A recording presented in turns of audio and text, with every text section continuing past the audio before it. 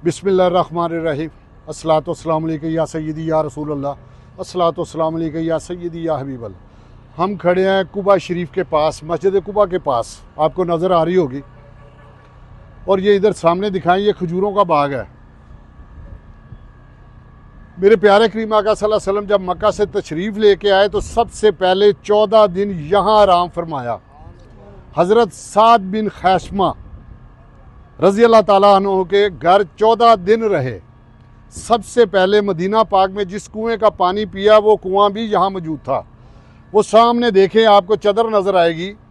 जब प्यारे करीम आका सल्लल्लाहु अलैहि वसल्लम तशरीफ़ लेके आ रहे थे तो हज़रत अबू बकर सिद्दीक़ ज़ाहिर है साथ थे, तो लोगों ने प्यारे करीम आका सल्लल्लाहु अलैहि वसल्लम को नहीं देखा हुआ था। तो लोग तजस्सुस में थे कि पता नहीं इनमें से कौन आका करीम सल्लल्लाहु अलैहि वसल्लम है, क्योंकि हज़रत अबू बकर सिद्दीक़ 3 दिन और 3 रातें मेरे प्यारे करीम आका सल्लल्लाहु अलैहि वसल्लम के साथ जबले सोर पे थे। तो मेरे प्यारे करीम आका सल्लल्लाहु अलैहि वसल्लम का रंग तो चढ़ चुका था ना। तो जब दोनों आए तो लोगों को पहचान नहीं हो रही थी, लोग तजस्सुस में थे। तो हज़रत अबू बकर सिद्दीक़ रज़ी अल्लाह ताला ने महसूस किया कि लोग देख रहे हैं, पता नहीं ये हैं कि ये हैं।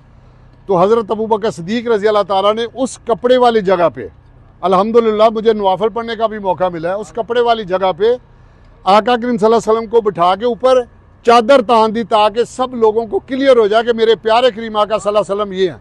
अल्लाह पाक सबको अपनी हिफ्ज़ो मान में रखे और अल्लाह पाक एक मरतबा सबको ज़रूर बुला ले। परवरदिगार बार बार बुलाए तो तेरे से बड़ा करीम कौन है। अल्लाह हाफिज़।